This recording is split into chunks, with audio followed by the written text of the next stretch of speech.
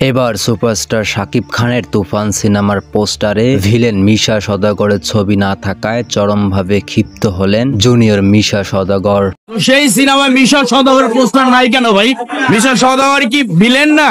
উনি কি চঞ্চল চৌধুরী থেকে ওনার কি জনপ্রিয়তা কম আছে?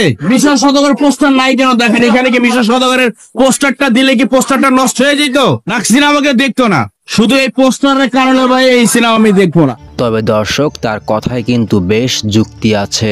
যেই মিশা সওদাগর তার পুরো ক্যারিয়ারে 700+ সিনেমায় খলনায়ক চরিত্রে অভিনয় করেছেন, সেই মিশা সওদাগর এত বড় মাপের খলনায়ক অভিনয় শিল্পী হওয়া সত্ত্বেও তার ছবিটা তুফান সিনেমার পোস্টারে স্থান পায়নি। ব্যাপারটা খুবই দুঃখজনক।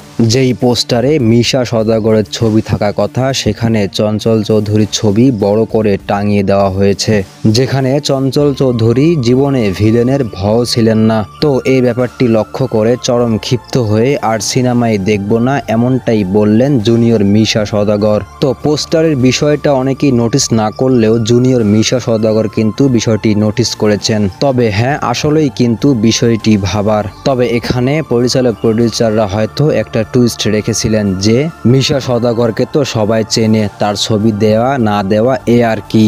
চঞ্চল চৌধুরী ছবি দিলে হয়তো বিষয়টি অনেকটাই জমজমাট হবে, দর্শকরা সিনেমাটি দেখার জন্য খুব বেশি আগ্রহ পোষণ করবে। তবে আমি এখানে একটা কথা বলতে চাই যে বিগত সিনেমাগুলোতে কিন্তু চঞ্চল চৌধুরী ভিলেন ছিলেন না, মিশা সওদাগর ভিলেন ছিলেন। তারপরও কিন্তু শাকিব খানের সিনেমাগুলো ব্লকবাস্টার হয়েছিল। সুতরাং এই ধরনের চিন্তা ভাবনা কিন্তু আনাটাও ভুল। তবে আমার মতে পোস্টারে চঞ্চল চৌধুরীর ছবি থাকার পরেও মিশা সওদাগরের ছবিটি দেওয়া উচিত ছিল।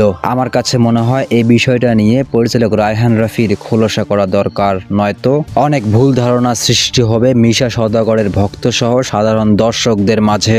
দর্শক, সুপারস্টার শাকিব খানের তুফান সিনেমার পোস্টারে মিশা সওদাগরের ছবি না থাকায় বিষয়টি আপনি কিভাবে দেখতেছেন অবশ্যই তা কমেন্ট বক্সে লিখবেন। তো ঠিক আছে, আসেন ভিডিওটি আমরা শেষ করি। দেখা হচ্ছে খুব শীঘ্রই নতুন ভিডিওতে। সে পর্যন্ত ভালো থাকবেন। আল্লাহ হাফেজ।